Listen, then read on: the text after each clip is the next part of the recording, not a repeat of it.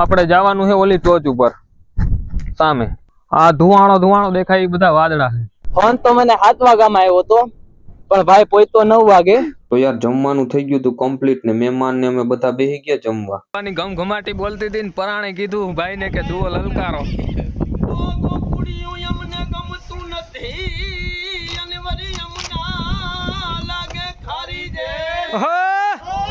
તો hello guys, good morning and જય માતાજી. આજે સવારમાં નીકળી ગયો હું ભાઈબંધને તેડવા ગામમાં, કેમ કે આજે આપણે ચડાઈ કરવાની છે બરડા ડુંગરમાં. તો પૂરો બ્લોગ જોજો, મજા આવશે.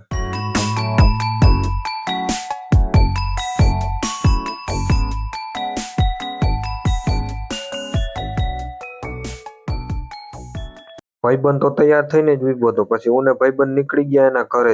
પછી ઉભા રહી ગયા અમે બિલનાથમાં પાન લેવાનું. ભાઈબંધ ગયો તો લેવા પાન, અને થોડાક લેટ પણ થઈ ગયા હતા, એટલે જલ્દી જવું પડ્યું. પછી નીકળી ગયા બરડા ડુંગરની મોજ કરવાના. આગળ ગાડી રાખીને આપણે ચડવાનો છે ડુંગર.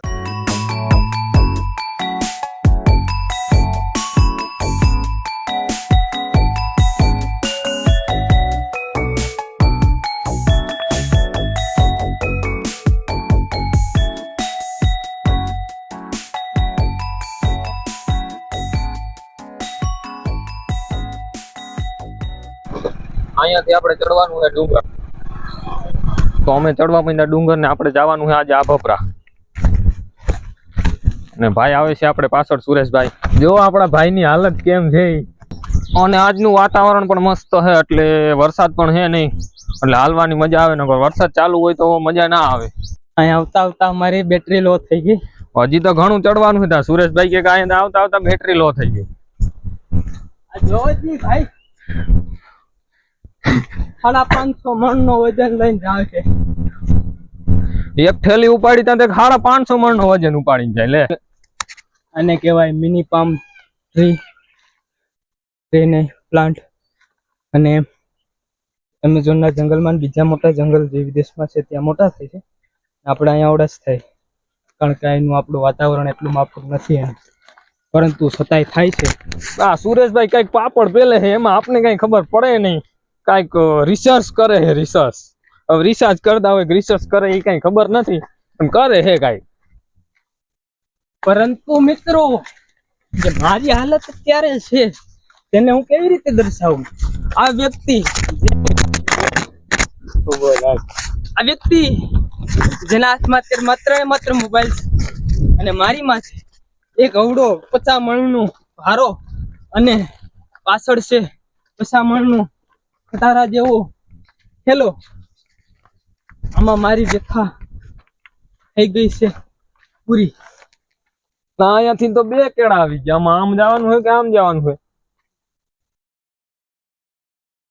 કયા રસ્તા? મારા મેન વર્સસ વાઇલ્ડ મિત્ર શ્રી બેર ગ્રીલ ભાઈએ કીધેલું એ રસ્તો, જ્યાં રસ્તામાં તમને ઝીણા ઝાડ ન દેખાવા મળે, જે રસ્તામાં તમને પ્લાસ્ટિક અથવા તો કોઈ પણ પ્રકારનો કચરો ન દેખાવા મળે, એવા રસ્તાને હંમેશા ચૂનવું.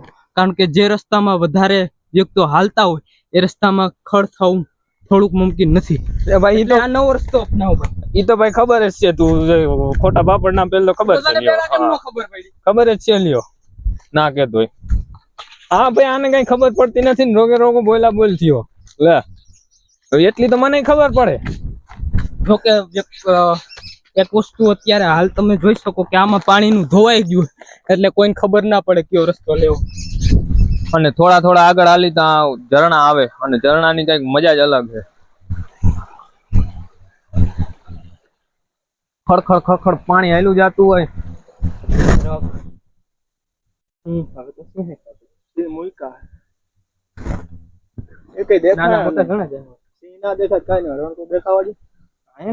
અત્યારે નીચે હોય, કારણ કે અત્યારે નીચે બધું મળી જાય. નવડી મહેનત ના કરે.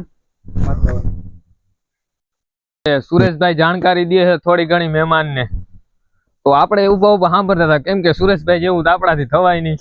તો યાર સુરેશભાઈ આમાં સંશોધન કર્યું, ત્યાં મશરૂમ મળ્યું. કોઈ પણ વસ્તુ અડકવામાં સૌથી વધારે ધ્યાન રાખવી પડે, કારણ કે તેમાં કોઈ નાના પ્રકારનો ઝેરી જીવડો અથવા તો વૃક્ષ જ ઝેરી હોઈ શકે છે, તેથી ખૂબ જ ધ્યાન રાખવું. અને જંગલમાં અત્યારે પણ નહીં, પણ ઉનાળામાં આવતી વખતે કોઈ પણ જગ્યાએ એક કેવું કહેવાય જોર આવે ખાજવણી. હા, ખાજવણી નામનું એક વૃક્ષ હોય છે જેનું સિંગ થાય. એનાથી ખૂબ જ ધ્યાન રાખવું, કારણ કે એનું જો એક સિંગ માથે પડી જાય તો તાત્કાલિક દવાખાને સારવાર લેવી પડે. વાહ, ઓય એવું છે કા?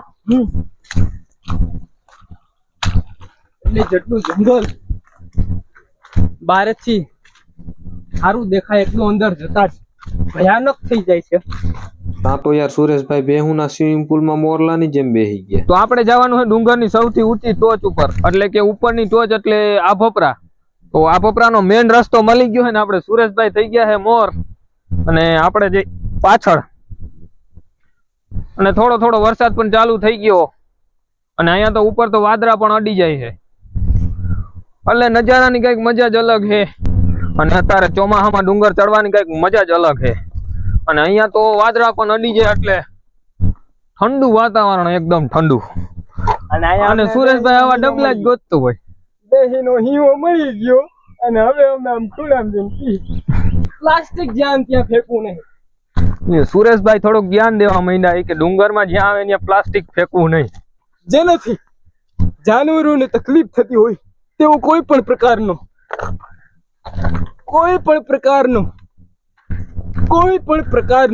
આગળ તો બોલ ભાઈ કે કૃત્ય કરવું નહીં. ઓકે નહીં, સોરી, તો કૃત્ય ન કરવું. આ તો એમ હરખું બોલ ને, મને પાછું આમાં ખબર ના પડે તારી ભાષા. તો યાર આપણે આવી ગયા મસ્ત લોકેશન ઉપર. આપણે તો થોડી વાર બેહીને આરામ કરીને પછી નીકળશે આગળ.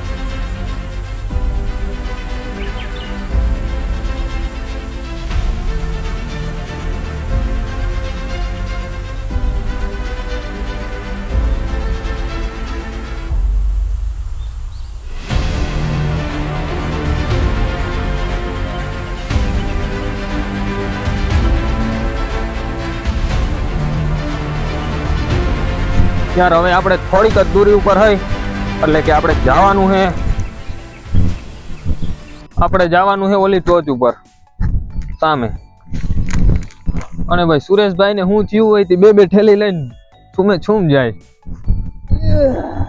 અને આપણે જે જગ્યા ઉપર જવાનું છે તો વાદળાથી ઢકાઈ ગયેલ જ છે, અને આ થેલી ઉપાડવાની જે મજા આવે, અને સુરેશભાઈ ને આ ઠેલી ઉપાડવાની મોટી સજા છે. હવે કેની સજા હોય તો એ તો કઈ ખબર નહીં, પણ સજા હે યાર. ક્યાં ભાવનો આની હારે મેં પાપ કર્યો છે, આટલો વજન લઈને મારે હે ને આ ભપરી ચડવાનું છે. ઓ યાર, સુરેશભાઈ નું દુઃખ સહન થતું નથી મારાથી, પણ યાર શું થાય. અને અમને તો એમ હતું કે વરસાદ આવી જાય, પણ વરસાદ હે નહીં, છાંટા આવે ક્યારેક ક્યારેક અને આયલો જાય, એટલે મજા હે. અને યાર અમારા બરડાના આ ભપરાની તો કઈક મજા જ અલગ છે યાર. અને ચોમાસામાં તો આવવાની કઈક મજા જ અલગ છે. यहाँથી जो हवा की स्पीड है वो करीबन 10 किलोमीटर हवा बहुत ही ज्यादा से बढ़ती है। इसी हिसाब से हम उधर तक जाए तो हमें टाइम लगेगा करीबन आधा घंटा. હા, હવે અડધી કલાકમાં પોગી જવાના હે. એટલે પછી યાર નાસ્તો બાસ્તો કઈક કરશી, કેમ કે ભૂખ બહુ લાગી. સવારના 7 વાગ્યાના નીકળી ગયા હે. ફોન તો મને 7 વાગ્યામાં આવ્યો હતો, પણ ભાઈ પહોંચતો 9 વાગે સમજ્યા. એટલે 7 વાગે ફોન કર્યો એટલે 7 વાગ્યાના નીકળી ગયા કેવાય. આયલા બટ અભી ગીર જાતા.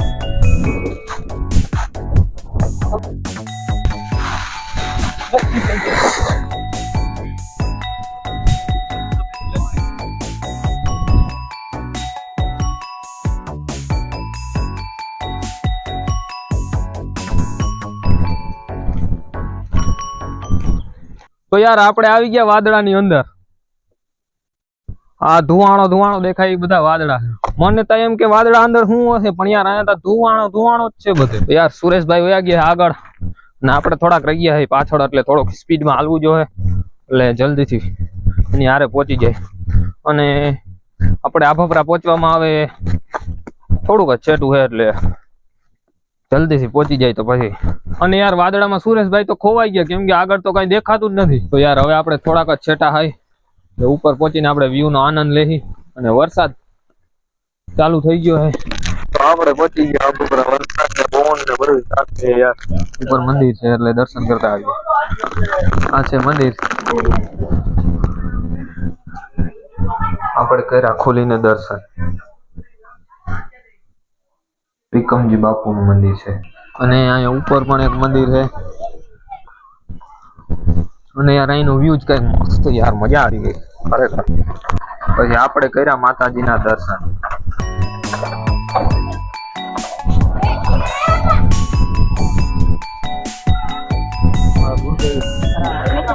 હવે આપણે આવવાનું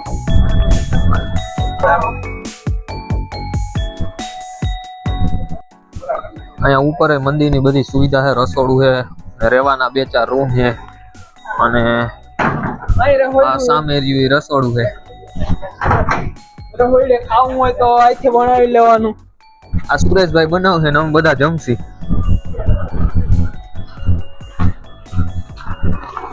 આ પણ રૂમ છે 2-4 રૂમ છે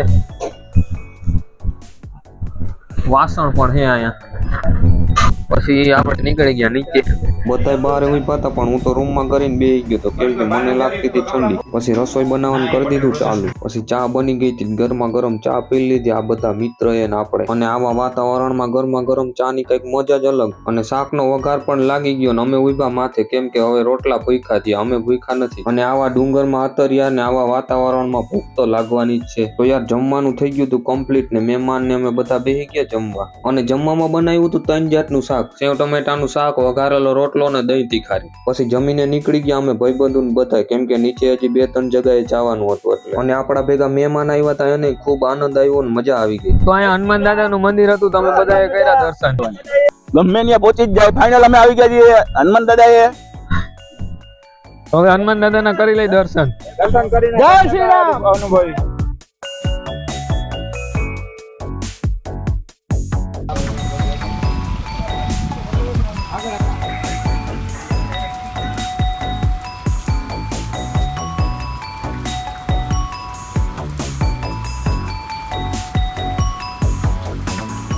તો આપણે પહોંચી ગયા નીચે હવે થોડું ઘણું નીચે ઉતરવાનું છે એટલે પહોંચી જાય નીચે અને હવે અમે જાય નીચે સોનકંસારી મંદિર છે ત્યાંના વ્યૂ કેવા છે એ જોવા અહીંથી તો યાર ગુફા જેવો રસ્તો આવી ગયો એકદમ બીક લાગે એવું ને અંધારું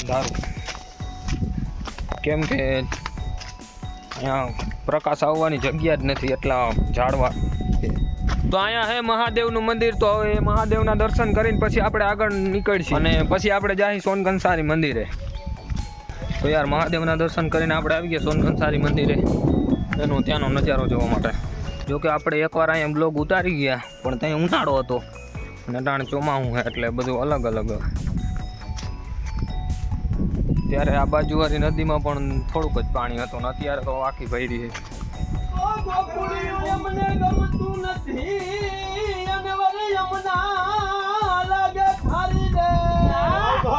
જય શ્રી રામ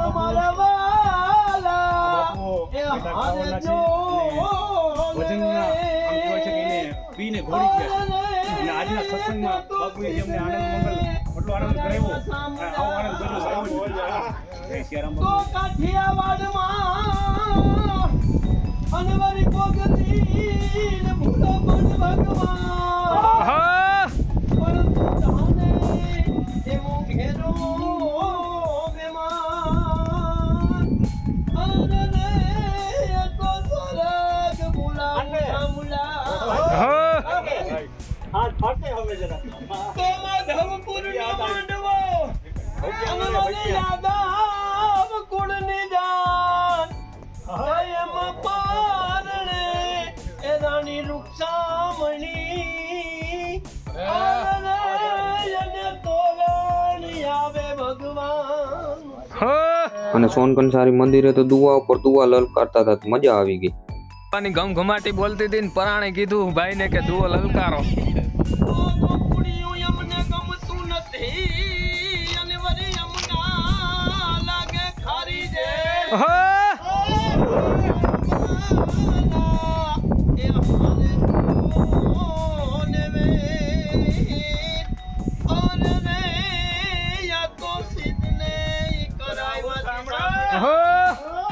અને સોનકંસારી મંદિર બહુ જૂનું છે અને એનો જૂનો ઇતિહાસ છે અને આની યુટ્યુબમાં લેખકે જૂની વાતો પણ ઘણી કરી. તો સર્ચ મારીને જોઈ લેજો કુંબલી સોનકંસારી મંદિર એટલે આવી જાય. સોનકંસારી મંદિરે તો મજા આવી ગઈ, કેમ કે 4-5 દુઆ સાંભળ્યા નવા અને દુઆ લલકારવા વાળા હતા માણસોથી, મજા આવી ગઈ.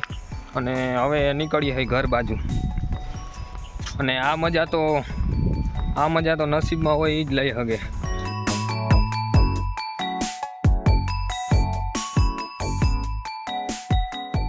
આપણે સુરેશભાઈ ને એના ઘરે મૂકીને હું જાઉં છું મારા ઘરે. તો મારા બ્લોગમાં તમને મજા આવી હોય તો લાઈક શેર અને સબસ્ક્રાઇબ કરો. બ્લોગ ને કરીએ છીએ અહીંયા પૂરો. તો ટાટા બાય બાય, જય માતાજી.